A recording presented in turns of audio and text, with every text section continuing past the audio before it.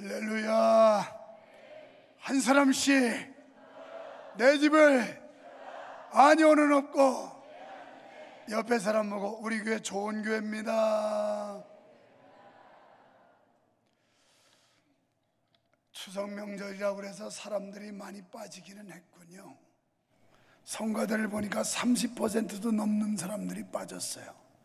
딱 60명만 앉았어요. 여기에 내가 숫자를 정확하게 보는 사람입니다.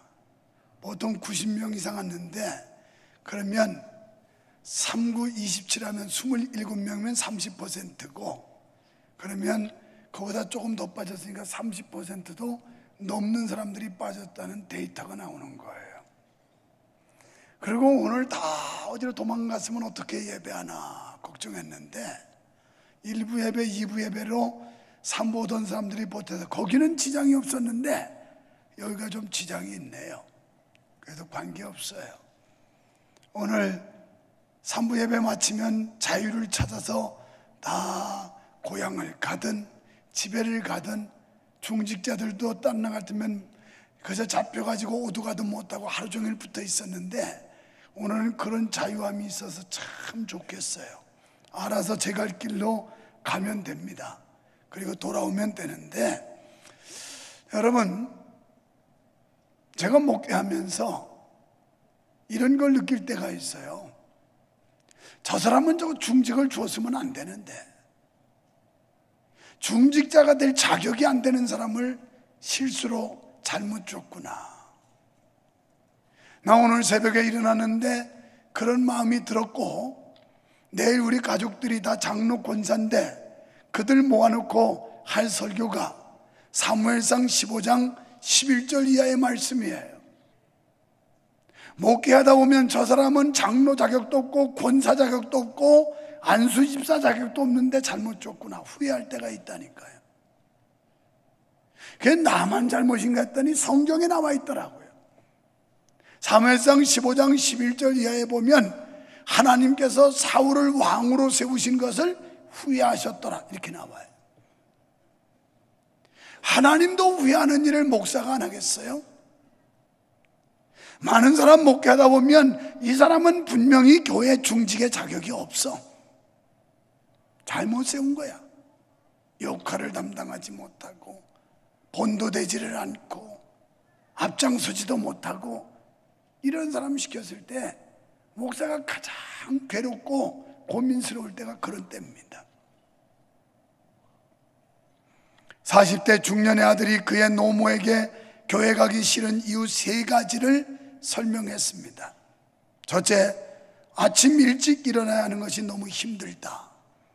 둘째, 성가대원들이 자주 음이 틀려서 마음이 아프다. 셋째, 교회 장로님의 기도 시간이 너무 길어서 언제 끝날지 몰라 긴장이 된다. 그때 그 노모가 이렇게 응수했습니다. 네가 꼭 교회 가야 되는 3가지 이유가 있다. 첫째, 교회에 모여 예배드리는 것은 하나님의 명령이다. 둘째, 주일 예배는 신앙생활의 기본이다. 셋째, 이놈아, 내가 그 교회 담임 목사이기 때문이다. 이놈아, 네가 그 교회 장로기 때문이다. 이놈아, 이놈아 안 되겠지. 이년아, 네가 그 교회 권사기 때문이다. 여러분, 교회에 오기 싫은 이유도 있겠지만 교회를 와야 될 이유도 있어요. 하나님께서 우리를 구속하시고 구원의 은총을 베푸시고 영생의 소망을 주신 그 은혜가 감사하기 때문에 우리는 교회에 오는 거 아니겠어요? 우리는 앞장 17장에서도 보면 대인관계와 대사회관계에 대해서 말씀을 했어요. 그러더니 18장에 와도 여전히 대인관계가 대사회관계를 어떻게 해야 될 것인가 하는 데 대한 말씀을 하고 있고, 그 가운데 예수님께서 이 땅에 화목의 제물 되기 위해서 오신 것처럼 우리도 화목의 제물이 되어라, 화평케 해라, 이거예요. 그래서 우리는 에베소 4장 3절에 보면 평안에 매는 줄로 성령의 하나 되게 하신 것을 힘써 지켜라 그랬어요. 성령 안에 우리는 하나가 되어야 할 줄로 믿습니다. 성령에 매는 줄로 묶여야 될 줄로 믿습니다. 그래서 교회를 사랑하고 교회를 아낄 수 있어야 돼요. 이번 추석 연휴에도 보니까 수양관에 오는 분들이 여러 가정이 있어요. 난 참 이분들한테 고맙게 생각하는 게요, 이분들은 적어도 자기들 가족들한테 우리 교회에 이런 시설이 있다고, 이렇게 편리를 도모하고 성도들을 위해서 만들어 놓은 좋은 시설이 있다는 걸 보여주기 위해서 가족이 꼭 거기 모이는데 얼마나 나는 그분들한테 고마운지 몰라요. 이번에 오는 분들 잘 결정했어요. 파도가 치면 할 수 없지만 파도만 안 치면 제가 그분들이 원하면 보트 띄워서 공짜로 보트도 태워줄 거예요. 여러분, 자기 것, 이 대인관계에서 성령이 하나가 되게 하신 것, 우리는 적어도 그리스도 안에서 성령에 매는 줄로 하나가 되어야 할 줄로 믿습니다. 그러면서 화목하고 화평하게 해야 되는데, 마태복음 5장 9절에 보니까 화평케 하는 사람이 하나님의 아들이래요. 역으로 말하면 불화케 하는 사람은 이건 마귀의 백성이죠. 성령은 하나 되게 하시고 예수님은 화평을 명령하셨고 하나님은 우리가 화평한 걸 좋아하시고, 할렐루야.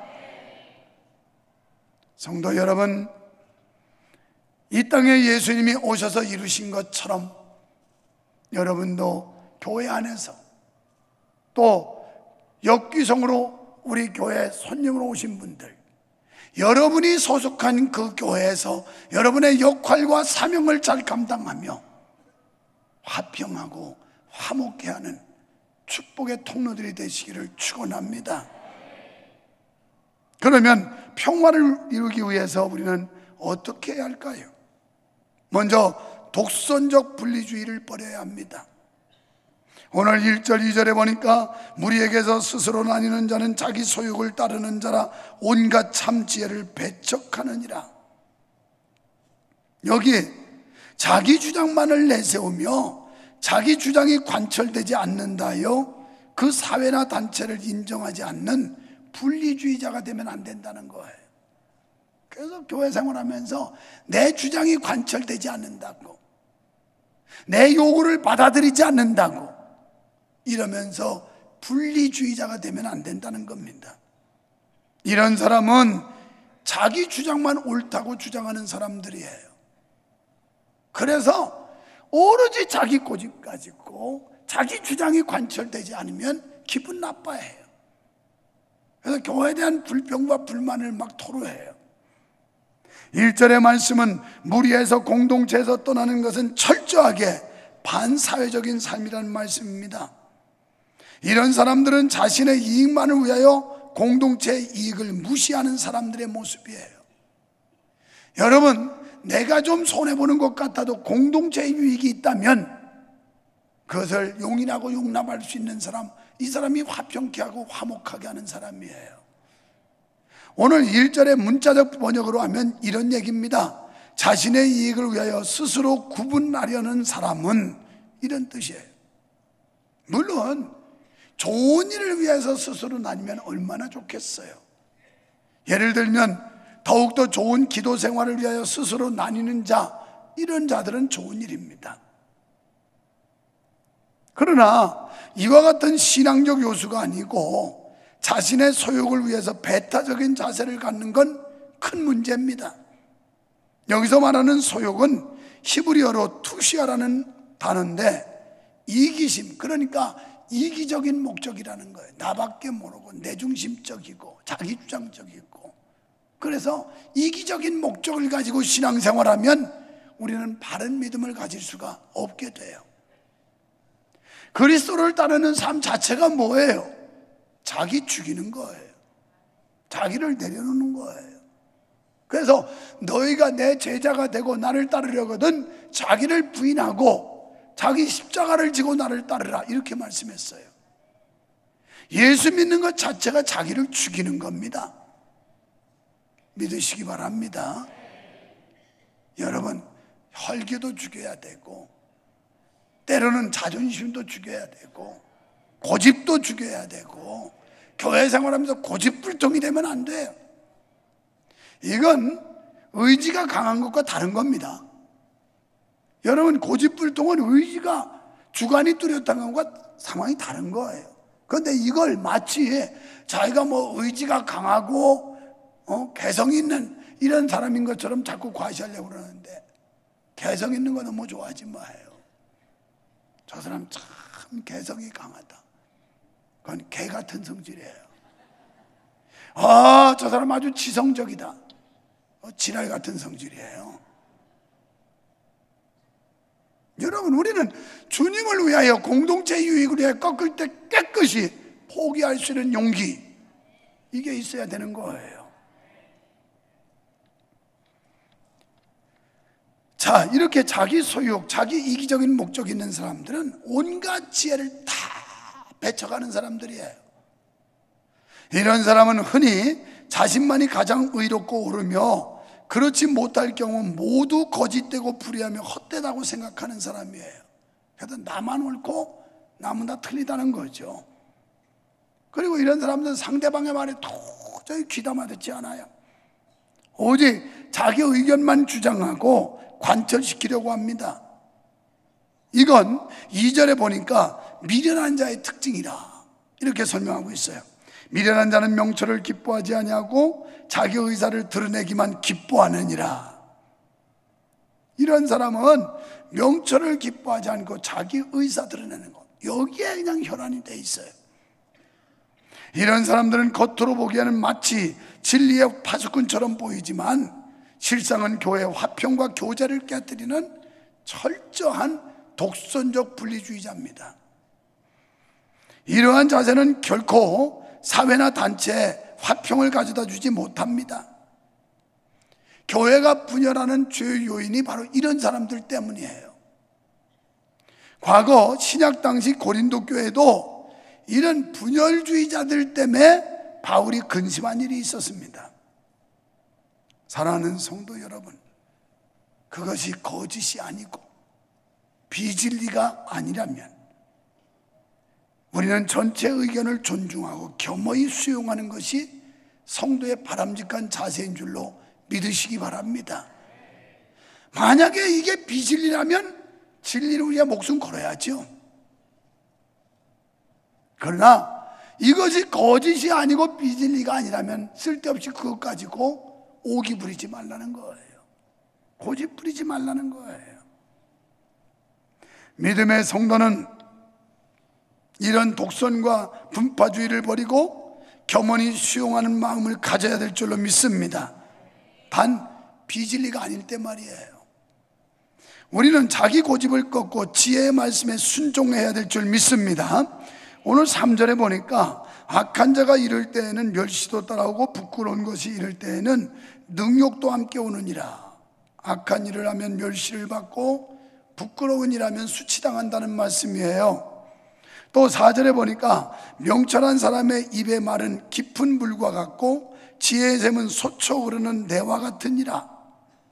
그러니까 신선하고 생동감이 있어 마치 생명을 주는 생수와도 같다는 뜻입니다.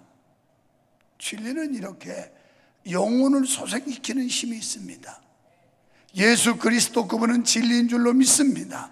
그래서 예수 그리스도를 여러분이 마음에 소유하시면 영혼이 소송케 되는 거예요. 새 힘이 생기는 겁니다. 그래서 예수를 소유한 자만이 다른 사람들을 소송케 할 수가 있는 거예요. 다음에는 말을 삼가해야 돼요. 삼가는 조심하라는 거예요. 조심. 따라합시다. 말 조심하자. 지혜자는 개인과 사회의 화평을 깨뜨리기 쉬운 위험스러운 악덕 가운데 하나로 말하기를 좋아하는 것이라고 꼽고 있어요. 6절 말씀에 보면 미련한 자의 입술은 다툼을 일으키고 그 입은 매를 자청하느니라. 미련한 자의 입술로 인해 다툼을 일으킨대요. 또 7절에서는 미련한 자의 입은 그의 멸망이 되고 그 입술은 그의 영혼의 그물이 되느니라. 자기가 잘못한 말로 인해서 올무가 된다는, 자기 말에 걸린다는 거예요. 우리 속담에 엎질러진 물을 쓸어 담지 못한다는 속담이 있는데 아니에요. 엎질러진 물은 다만 몇 방울이라도 쓸어 담을 수 있어요. 얼른 쓸어 담으면. 그런데 한 번 뱉은 말은 주워 담지를 못해요. 엎질러진 물 쓸어 담는 것보다 더 힘든 게 한 번 뱉은 말, 이걸 주워 담을 수가 없는 거예요.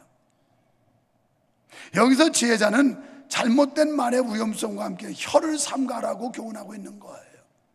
우리가 지금 잠언 1장부터 계속해서 오늘 18장까지 오는데 매 장마다 말조심, 입조심, 말조심, 입조심, 이거 안 들어가는 장이 거의 없어요. 우리 인간사 살면서 이게 얼마나 중요한 부분이면 지혜자가 이렇게 강조해서 말 조심해라, 입 조심해라, 혀 조심해라, 다 같은 의미 아니겠어요? 여러분, 로마의 속담에 멸망은 그릇된 입술에서 나온다는 말이 있습니다. 자, 그러면 우리가 삼가해야 할 말이 있는데 험담하지 말아야 돼요. 험담, 자꾸 헐뜯어요.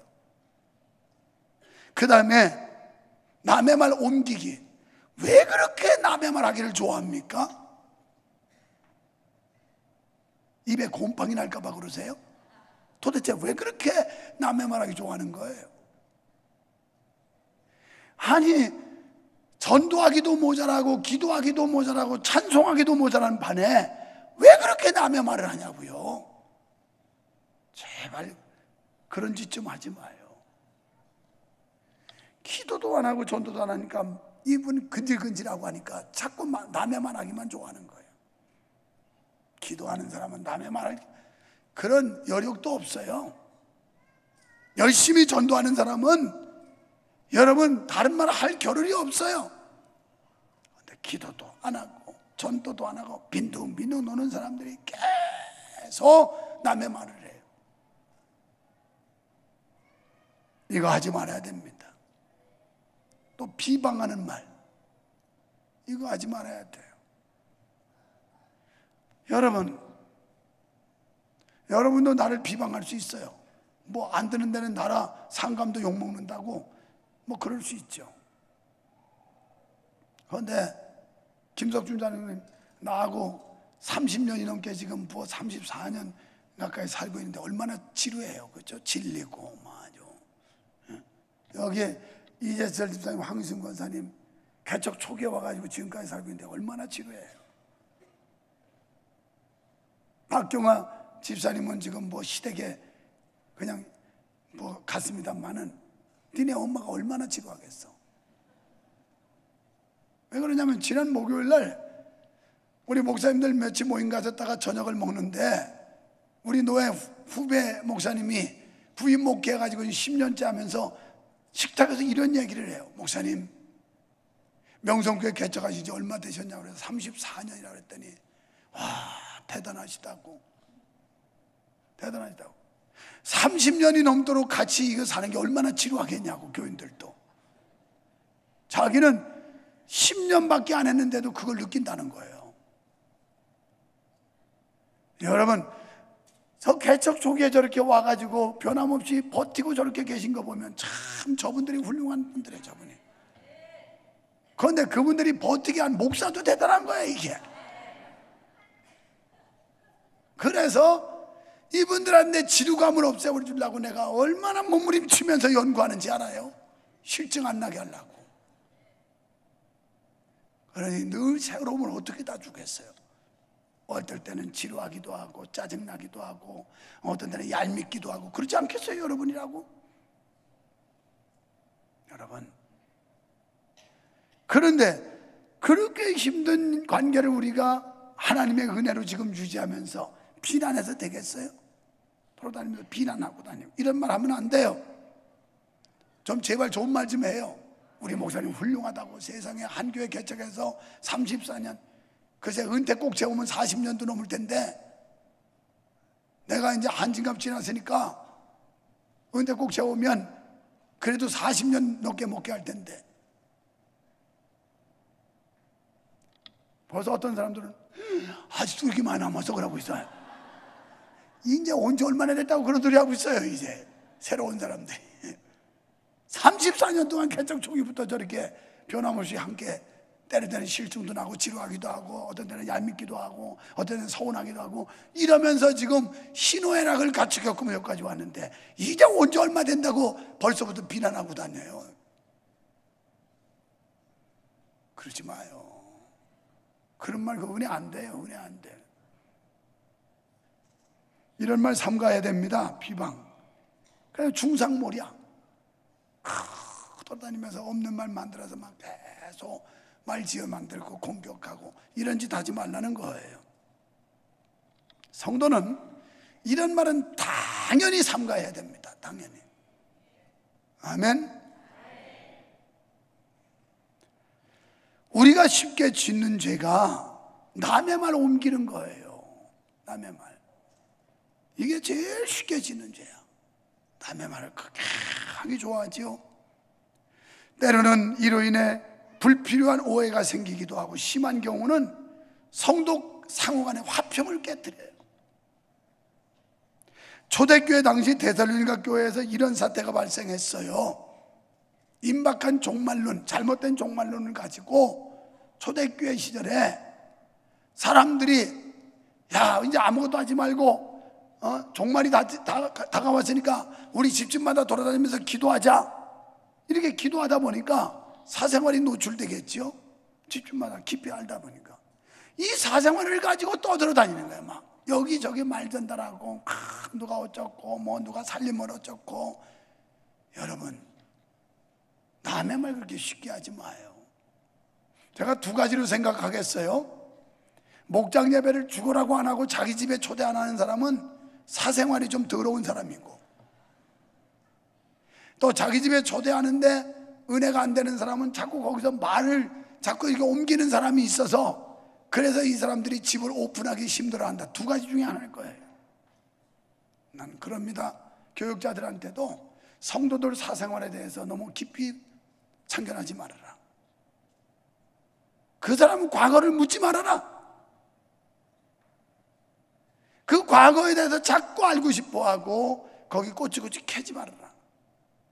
그런 건 알 필요 없다. 그저 오늘 와서 예수 믿고 구원받고 하나님의 자녀 되고 신앙의 열매 맺으면 되는 거지, 자꾸 옛날로 들어가서 이 사람 사생활이 어땠는지 과거가 어땠는지 쓸데없는 짓 하지 말아라.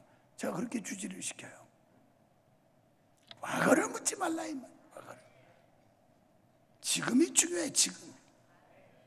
그런데 그 당시에 데살로니가 교인들이 잘못된 종말론 가지고 이 집 저 집 찾아서 기도해야 한다고 그러면서 자꾸 말을 물어달라는 거야. 그냥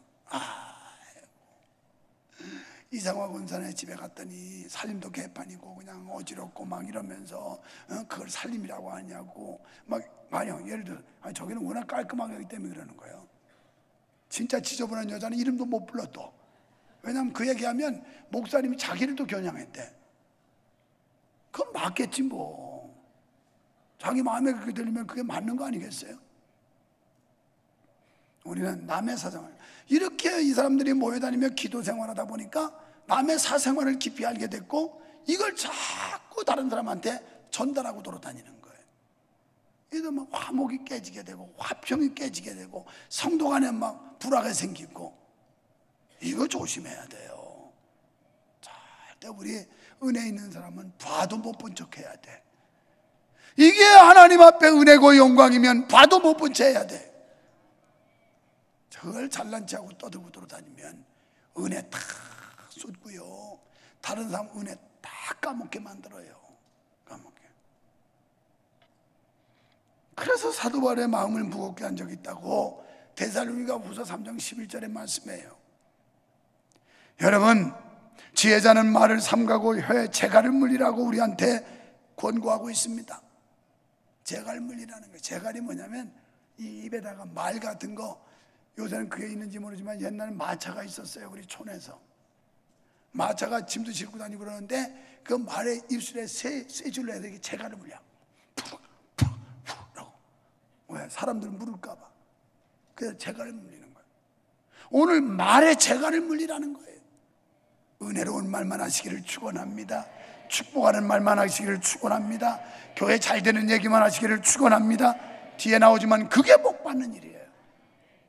말로 다 풀어 쏟아버리는데 자기는 풀었다고 생각하지 못해요. 그게 복이다. 나가는 거야, 나가는.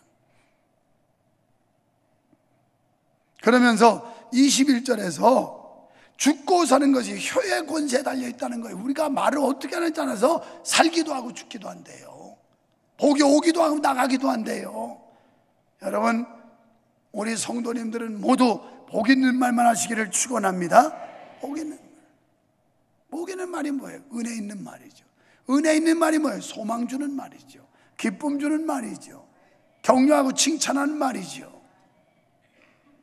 그런데 인간이 못돼 먹어서 꼭 이거와 반대로 행동하는 사람이 여기는 없어요. 지금 명절에 시골 갔어요. 또 이런 설교를 하면 그 요주의 인물한테 가서 또 일릅니다. 목사님이 말이야, 지난주에 당신 시골 갔을 때 당신 겨냥해서 속였다고. 여기 있는 여러분 보고 지금 겨냥하는 거야. 무슨 듣지도 않은 사람한테 얘기를 해요. 하더니 악한 사람들 지들끼리 또 뭉쳐요. 그래가지고 동병상련이야. 서로 위로받아 또. 그래가지고 사랑하는 여러분, 우리는 죽고 사는 게 혀의 권세에 있다고 말씀하는 거 명심해야 될 줄 믿습니다. 이런 위험성에 대해서요, 야고보 사도도 야고보 3장에 보면 말씀을 했어요. 이 말이 얼마나 중요한지. 그 다음에 8절에 가보면 남의 말하기를 좋아하는 자의 말은 자꾸 남의 말하기 좋아하지 말라고요. 이 사람들은 별식과 같다고 그랬어요. 여러분, 남의 험담은 별식과 같아 특식을 대하는 것 같아서 특별히 귀에 잘 들어와요. 남의 흉보고 남의 말하는 건 어쩌면 그렇게 귀에 잘 들어오는지. 오늘 이게 설교를 목사가 목이 다 상할 정도로 외쳐도 이건 족이 나가기가 무섭게 다 까먹었어.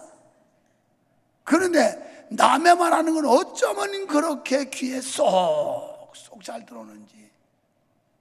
이게 복받을 짓이에요. 이게 반대로 돼야지. 남의 안 좋은 얘기는 그냥 한 귀로 듣고 흘려버려서 다 까먹고 잊어버려야 되는데 반대가 되면 안 된다 이 말이에요. 하나님의 말씀이 여러분 머릿속에 오래도록 머무르기를 축원합니다. 그리고 8절에 보니까 뱃속 깊은 데로 내려간다. 요걸 뱃속 깊은 데다 쫙 담았다가 누구한테 다음에 얘기할까? 그래가지고 이 얘기할 사람만 찾고 다녀. 누구한테 이거 말 전달하고 이 안 좋은 얘기 좀 전할까? 여러분, 복음을 전해야지요. 복음, 복된 소리, 굿뉴스. 예수 믿어야 구원받는다고, 예수 믿어야 천당 간다고, 예수 믿어야 은혜 받는다고, 복 받는다고, 이런 얘기를 해야지. 아무개가 어쩌고 저쩌고, 목사님이 어쩌고 저쩌고, 아무개가 어쩌고 저쩌고, 이런 쓸데없는 소리가 되겠어요?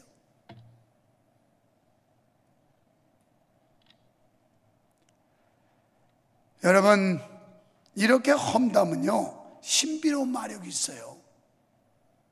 성도가 남의 말하기 좋아하기는 악습을 삼가야 될 이유가 여기 있는 거예요. 세 번째, 형제를 노엽게 하지 말아라. 19절에서 형제를 한 번 노엽게 하면 화목하기가 얼마나 힘든지에 대해서 말씀하죠. 견고한 성을 무너뜨리는 것보다 더 힘들대요. 형제를 한 번 노엽게 하면, 기분 나쁘게 하면 이 견고한 성, 아주 든든히 잘 쌓여진 이 성을 무너뜨리는 것보다 더 힘들대요. 화목시키기가. 상처 입은 형제와 화해가 이렇게 힘든 겁니다. 흔히 불신자들 화해시키는 것보다 믿는 사람 화해시키기가 훨씬 힘들다고 그러지요. 왜 그럴까요? 그만큼 평소에 사랑하고 교제하는 정도가 깊다는 것이죠. 그래서 한 번 불화하면 상처가 깊이 빠이기 때문에 치유하는 데 많은 시간과 수고가 따른다는 거예요. 때문에 가깝고 친한 성도일수록 서로 상처받지 않도록 삼가 조심해야 합니다. 종종 분쟁이 있는 교회들을 보면 원수가 돼서 목숨 걸고 싸우는 모습을 봐요. 아니, 지금 외부의 적과 싸우기도 힘이 벅찬데 내부에도 자기들끼리 그렇게 분쟁하는데 목숨을 걸어야 될 이유가 있겠냐고요. 20절 말씀에 사람은 입에서 나오는 열매로 하여 배가 부르게 되나니 곧 그 입술에서 나는 것으로 하여 만족하게 되느니라. 선하든 악하든 자신의 말에 대한 책임은 자신이 져야 된다는 말씀이에요. 결론적으로 믿음의 아내를 얻으래요. 약간 좀 기분이 야릇하잖아요. 믿음의 남편도 얻어야 되지 뭐 믿음의 아내만 얻어도 되느냐. 그런데 성경에는 어진 여인, 믿음의 아내, 착한 아내, 이런 아내를 얻은 사람이 복이 있대요. 그러니까 그건요, 어떤 이유에서 이런 말씀을 했을까요? 사회의 평화는 가정에서 온다는 거예요. 가정. 옛날 속담에 집안이 잘 되려면 바깥에 식구가 잘 들어와야 된다, 이런 얘기했어요. 며느리가 잘 들어와야 된다는 거예요. 며느리. 그러니까 이 바깥에서 식구가 잘 들어와야 되는데 막 악처가 들어오면 그 집안은 패가 망신하는 거예요. 어떻게 남편들이요, 자기 아내 좀 한번 쳐다봐요. 어떻게 잘 들어왔는지 못 들어왔는지. 아이고 이런 게 들어와가지고 인연 이거 참 이거 바꿀 수도 없고 그러지는 않으시겠죠. 못 바꿔요. 못 바꿔. 그냥 싫으나 좋으나 살아야 돼요. 근데 가정이 화평해야 사회가 화평하고 건강하고, 가정이 평화로워야 교회도 평화롭기 때문에 이 여인의 역할이 굉장히 중요하다는 거예요. 사실 따지고 보면 교회에서도요, 여성들의 활약, 여성들의 헌신도, 이거 아니면 교회가 이거 유지하기 힘들어요. 남자들은 뭐 돈 번다고 다 나가버리고 게을러서 안 하고 또 뭐 하여튼 쑥스러워서 못하고, 남자들은 별로 못해요. 거의 여성들이 교회를 다 챙기고 교회를 헌신하거든요. 그래서 목사는 목회 잘하려면 여성 목회를 잘해야 돼요. 여성 목회. 남자는 뭐 핫바지들이야. 핫바지들 별로. 그렇다고 또 불나가지고도 남자들이 들이받으려 또. 여기서 가정의 평화는 올바른 신앙에 기초한 두 선남선녀의 아름답고 순결한 결합에서부터 비롯되기 때문에 그렇다는 거예요. 가정은 어떻게 이루어지냐? 선남선녀의 결합, 남자와 여자의 결합을 통해서 자녀를 생산하며 가정이 이루어지는 거예요. 이런 면에서 어떻게 우리가 동성애를 지지할 수 있어요?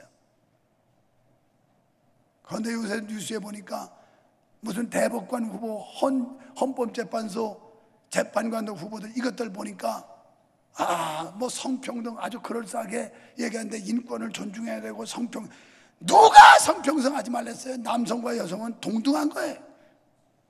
똑같아요. 하나님이 지을 때는 남성과 여성이 차별이 있는 게 아니라 똑같은 거예요. 똑같은 거예요.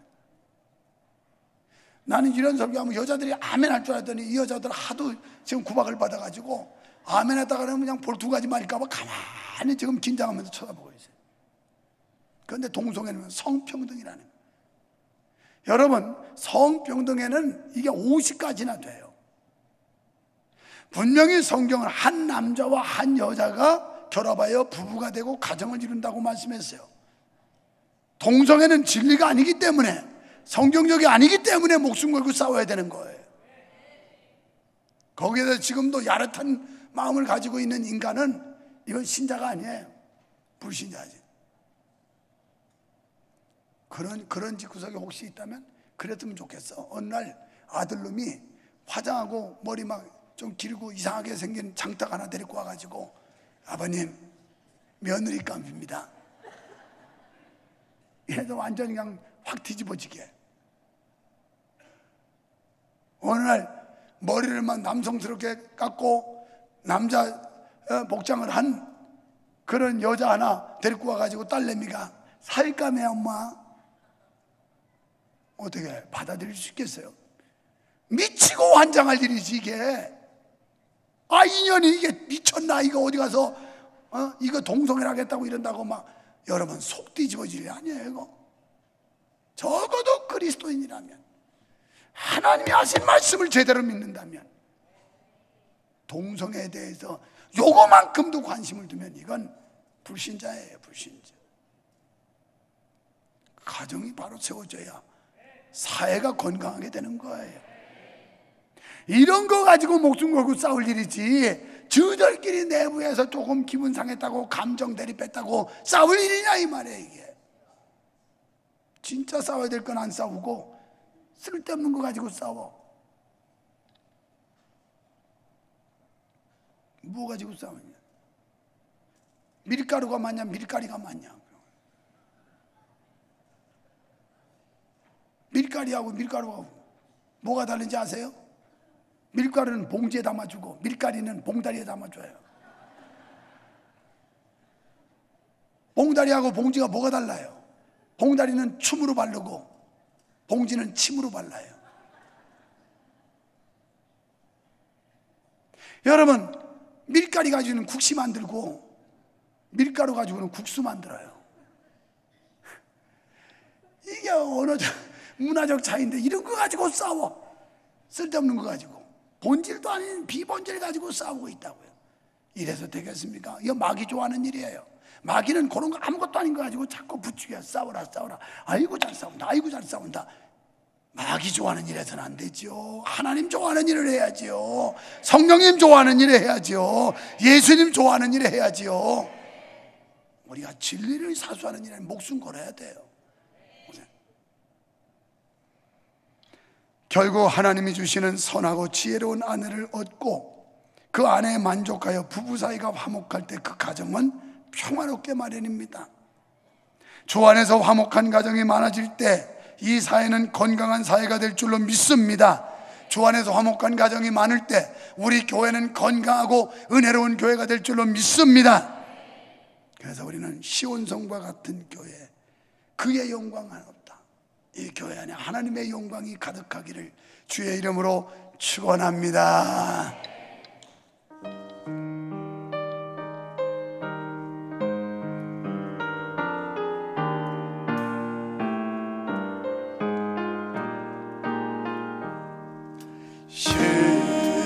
시온성과 같은 교회, 그의 영광 하나가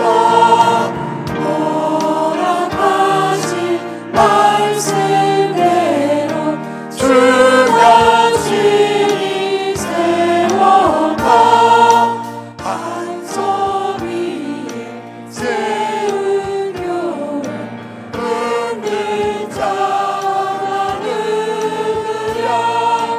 모든 것을 애워싸도 아무 근심 없도다. 생명샘이 흘러나와 모든 성도 마시길 언제든지 솟아나와 부족함이 없도다. 이런 물이 흘러가니 목마른 자 누구랴. 주의 은혜 부족하여 넘치고도 넘친다.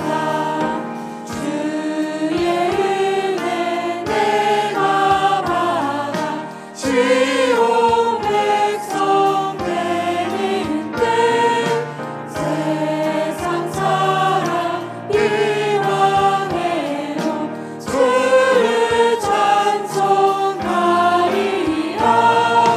세상 얻는 모든 영광 마지막에 가리라. 주의 자녀 받을 복은 영원 무궁하도다. 하나님, 쓸데없는 고집을 버리게 해 주시옵소서. 진리를 사수하는 일이라면 목숨 걸고 나서게 하여 주시옵소서. 우리 교회 그리스도의 사랑 안에 화목하고 화평한 교회 되어 모든 사람들이 은혜롭게 신앙생활하고 하나님께 영광 돌릴 수 있는 귀한 교회 되게 해 주시옵소서.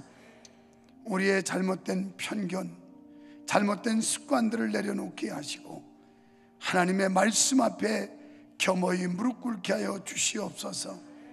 우리가 교회 생활하면서 적어도 중직자로 앉아야 될 자리, 있어야 될 곳을 망각함으로 인하여 하나님도 후회하시게 하고 담임하는 목사도 후회시키는 불행한 존재가 되지 말게 하시고, 참 저 사람을 다윗을 왕으로 세워서 내 마음에 합한 자라고 하나님이 하신 것처럼 우리가 하나님 앞에 영광을 돌리고 담임 목사에게 인정받고 사랑받는 신앙의 사람들 되게 하여 주시옵소서.